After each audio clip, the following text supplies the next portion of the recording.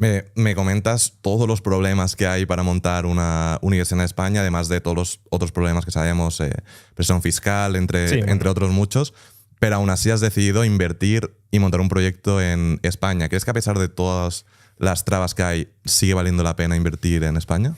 A ver, en España o en jurisdicciones donde prevalezca de alguna manera el Estado de Derecho, sí.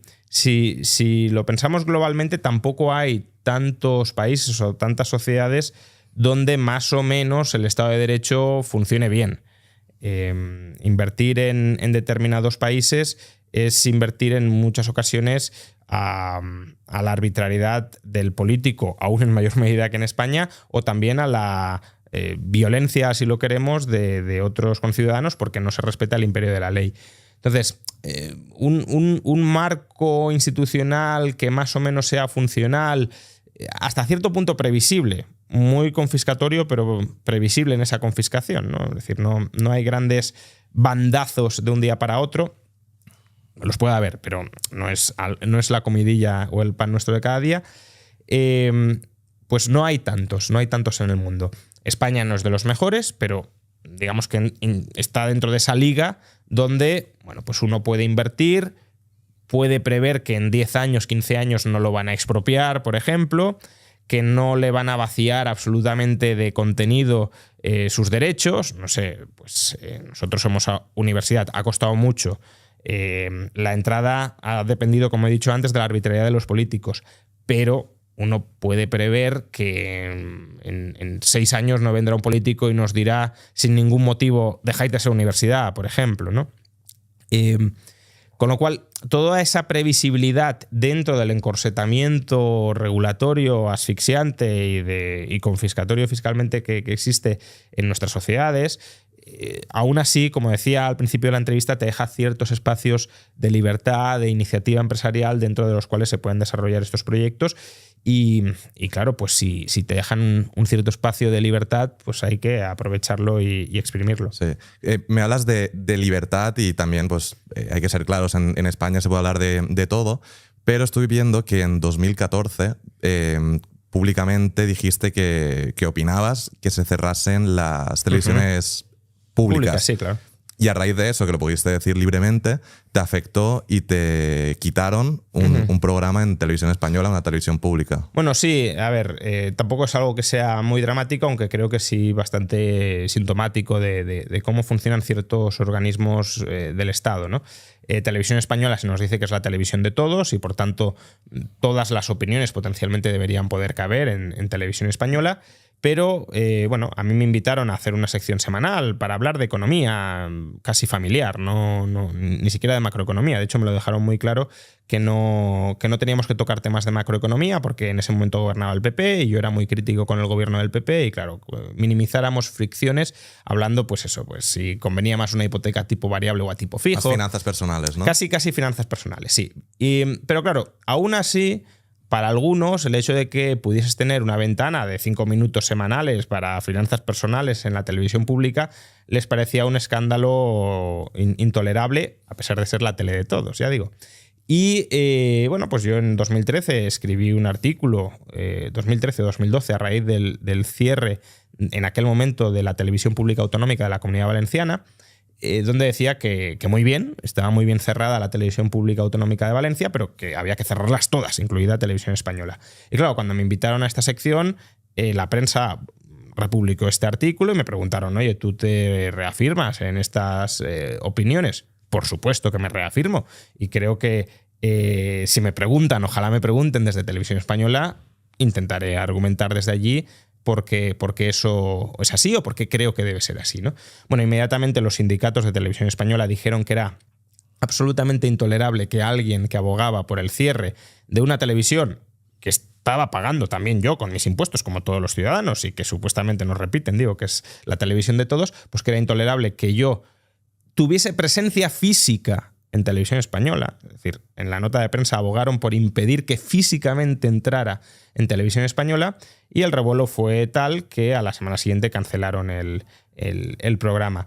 Bueno, como digo, no es algo especialmente dramático, tampoco yo considero que tenga ningún tipo de derecho a tener ningún tipo de sección en Televisión Española, pero sí es sintomático de los grupos que controlan organismos, en este caso estatales, públicos, que se nos dice, repito una vez más, que son de todos, pero que en realidad son instrumentalizados por aquellos que los controlan en su favor. En este caso, pues los sindicatos de trabajadores o también los políticos que utilizan los medios públicos como órganos de propaganda al servicio de su partido. Por cierto, una de las medidas en este sentido que ha prometido Javier Milei en Argentina, veremos si la cumple, ojalá la cumpla, es privatizar, aunque yo cerraría directamente, pero bueno, privatizar. Digo que cerraría directamente porque esto de privatizar es problemático porque les puedes dar los medios públicos a tus amigos y tampoco es esa la cuestión. Pero bueno, privatizar... El fin es el mismo, pero pueden haber problemas por el camino. Claro, ¿no? al final les puedes terminar regalando activos que hemos pagado todos a propagandistas del partido que en ese momento ocupa el gobierno. Entonces, mejor cerrar, y si alguien quiere montar un medio de comunicación, que compre las cámaras, que contrate al personal, pero no le demos el medio como tal para seguir haciendo lo mismo con titularidad privada. Pero bueno, esta propuesta que yo lancé en 2012-2013, yo y mucha otra gente, no es que sea original mía ni mucho menos, pero Javier Milei parece que ahora la quiere aplicar en Argentina, privatizando la televisión pública y la radio pública. Ojalá sea así. Yo también pienso que tenemos demasiadas cosas públicas, pero también el hecho de privatizar, como todos los medios de comunicación, siempre tienes ese miedo de decir, vale, entonces solo tendrán medios la gente que tiene mucho dinero y siempre pues velarán por los intereses de la gente que tiene mucho dinero. ¿Cómo lo ves? Esto mismo es un medio de comunicación.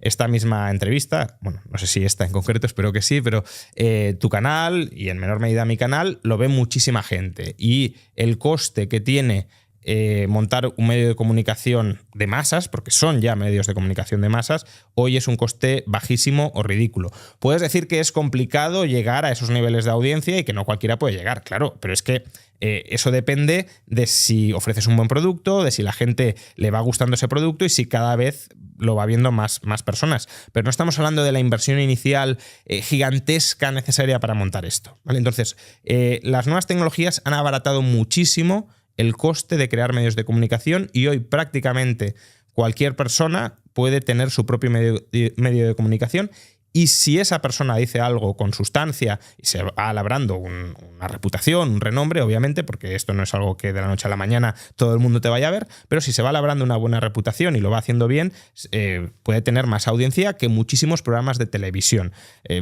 Pensemos, no sé, la audiencia que puede tener una televisión autonómica o ciertos programas de la televisión autonómica. Es que son audiencias más pequeñas que las que tienen tus vídeos, que las que tienen muchos de mis vídeos, y el coste de tus vídeos o de mis vídeos no tiene nada que ver con ese coste de esos programas de la televisión pública autonómica que pagamos entre todos, los veamos o no los veamos, o los suscribamos ideológicamente o no los suscribamos ideológicamente, que ya tiene bemoles que una persona que sea de izquierdas tenga que pagar la propaganda de derechas de un gobierno autonómico de derechas, o al revés, que alguien que sea de derechas tenga que pagar la propaganda partidista de una televisión pública controlada por la izquierda. Pero te decía, eso es así hoy porque las tecnologías han abaratado muchísimo los costes de abrir un medio de comunicación, ya sea audiovisual, radio, prensa escrita, más bien online, pero tampoco pensemos que en el pasado esto era tan distinto. En el siglo XIX, donde el principal medio de comunicación de masas eran los periódicos y los panfletos se multiplicaban como setas. De hecho, Karl Marx, fue editor de varios periódicos que pudo abrir, a pesar de no tener un capital gigantesco, porque las personas, digamos, ideológicamente motivadas en esa misma dirección, juntaron algo de capital y empezaron a editar esos periódicos. Y esos periódicos se leían. Y si esos periódicos fracasaron, no fue por falta de capital, fue por censura gubernamental, porque a los estados respectivos les empezó a dar miedo que determinadas ideas pues preponderaran en sociedad a través de esos periódicos que, insisto, no digo que casi cualquiera, pero prácticamente casi cualquiera en el siglo XIX podía editar un periódico. Por tanto, la comunicación siempre ha sido, en general, mucho más accesible de lo que tendemos a percibir. Claro, no la televisión como tal, pero sí otras formas de comunicarse y de expresarse. Pero es que especialmente hoy no hay ningún canal de comunicación de masas que no sea accesible a muy bajo coste. Nada, tienes toda la razón, y más a día de hoy, ¿no? Con YouTube, Instagram, todo esto.